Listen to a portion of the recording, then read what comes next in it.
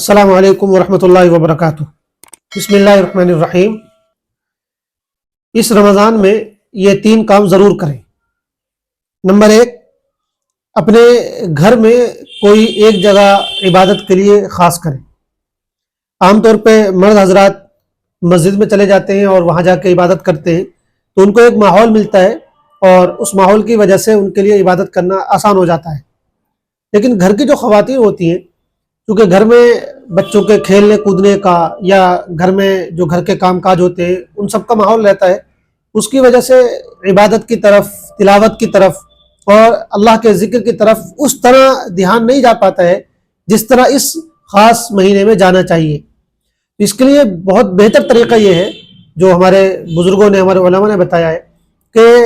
خواتین کو چاہیے کہ گھر کے اندر کوئی ایک کمرہ یا کسی جگہ ایک خاص کونا خاص کر لیں اور اس کمرے میں یا اس خاص کونے میں اپنی جائے نماز وغیرہ بچھا کر اور اس طرح کا ماحول بنائیں کہ جیسے یہ مسجد ہے، مسجد جیسا وہاں ماحول کریٹ کریں۔ وہاں قرآن رکھا ہوا ہو، وہاں کچھ کتابیں رکھی ہوئی ہو، جائے نماز اچھی سی بچھی ہوئی ہو، تاکہ جب بھی کسی کا دل کرے عبادت کرنے کے لیے یا ذکر و اذکار کے لیے تو فوراً وہ اس کونے میں جائے، وہاں نماز پڑھے، وہاں تلاوت کرے، وہاں ذکر و اذکار کرے۔ تو اس کونے کو دیکھ کر، اس جگہ کو دیکھ کر آدمی کو فوراً جو ہے عبادت یاد آ جائے، فوراً اس کو تلاوت کی یاد آ جائے، فوراً اس کو اللہ کے ذکر کی یاد آ جائے۔ یہ اس کونے کا فائدہ ہوگا۔ اور اس کا ایک بہت بڑا فائدہ یہ بھی ہوگا کہ خود بچے جو ہمارے گھر کے ہوں گے ان میں بھی جو ہے اس چیز کو دیکھ کر عبادت کا ذوق و شوق پیدا ہوگا۔ ہمارے بہت سے بزرگان دین، بہت سے علماء ایسے رہے ہیں جنہوں نے اپنے گھروں میں، یعنی مرد حضرات نے بھی اس طرح کے کونے اور اس طرح کی جگہ خاص کر رکھی تھی، بلکہ بالکل شروع میں مکی دور میں حضرت ابوبکر صدیق رضی اللہ تعالیٰ عنہ کے بارے میں آتا ہے کہ انہوں نے اپنے گھر میں ایک جگہ چھوٹی سی جگہ بنا رکھی تھی اور اس کو گویا کہ مسجد بنا رکھا تھا، وہاں وہ نمازیں پڑھا کرتے تھے، تلاوت کیا کرتے تھے۔ تو ہم لوگ بھی اپنے گھر میں کم از کم رمضان کے ان 30 دنوں میں تو یہ کام ضرور کریں۔ اگرچہ ویسے تو یہ پورے سال ہونا چاہیے تو بہت ہی اچھا ہے، لیکن کم از کم رمضان کے ان 30 دنوں کے لیے ہم یہ کام کریں اور اپنے گھر میں کوئی جگہ عبادت کے لیے خاص کر لیں۔ اس کا ایک خاص فائدہ یہ بھی ہوگا کہ عورتوں کے لیے پھر اعتکاف کرنا بھی آسان ہوگا، وہ اسی کونے میں، اسی جگہ میں اعتکاف بھی کر سکتی ہیں، تو پہلے سے گویا کہ ذہن بنا رہے گا۔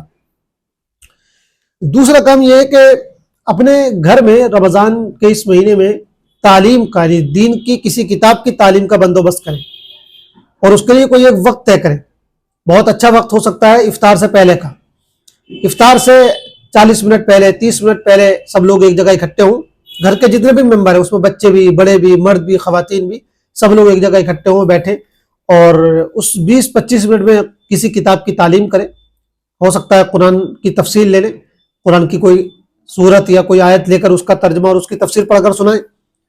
یا سیرت کی کوئی کتاب لے لیں یا حدیث کی کوئی کتاب لے لیں۔ یہ جو بھی اپنی پسند سے یا اپنے کسی عالم یا جاننے والے کے مشورے سے ایک کتاب منتخب کر لی جائے اور اس کتاب کی تعلیم کی جائے،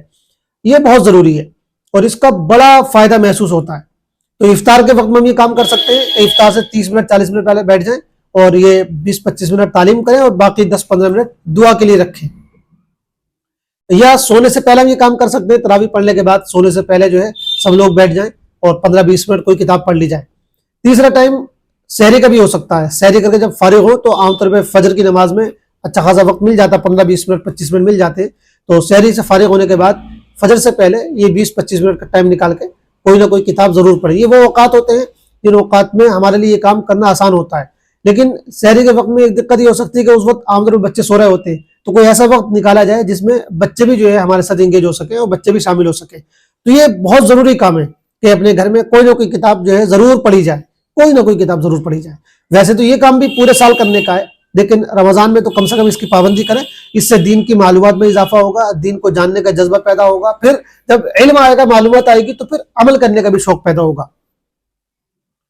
تو تیسرا کام جو بہت اہم ہے وہ یہ ہے کہ ان 30 دنوں میں اپنے قرآن کو درست کریں۔ دیکھیے، قرآن تقریباً سب لوگ پڑھنا جانتے ہیں، لیکن بہت سے لوگوں نے قرآن اس طرح پڑھا ہوا ہوتا ہے کہ ان کے مخارج ٹھیک نہیں ہوتے ہیں، ان کے حروف کی ادائیگی ٹھیک نہیں ہوتی ہے، ان کو بالکل جو ضروری قواعد ہیں قرآن پڑھنے کے، اخفا ہے، غنہ ہے، اس طرح کی چیزیں ان کو معلوم نہیں ہوتی ہیں، اور مخارج کا حال یہ ہوتا ہے کہ وہ شین کی جگہ سین پڑھ رہے ہوتے ہیں، صاد کی جگہ سین پڑھ رہے ہوتے ہیں، دال کی جگہ دعات پڑھ رہے ہوتے ہیں، اور اس طرح کی وہ غلطیاں بہت عام ہوتی ہیں جو لوگ کرتے ہیں۔ اسی طرح نہ اخفے کا معلوم ہوتا ہے نہ غننے کا معلوم ہوتا ہے، تو بڑی بھیانک غلطیاں ہم سے ہو جاتی ہیں، اور بسا اوقات قرآن کی آیتوں کا مفہوم بدل جاتا ہے، الفاظ کا، جملوں کا بالکل ترجمہ کچھ سے کچھ ہو جاتا ہے، اور بسا اوقات تو ایسی غلطی ہو جاتی ہے کہ اگر نماز میں وہ غلطی ہو جائے تو نماز ہی نہیں ہوتی۔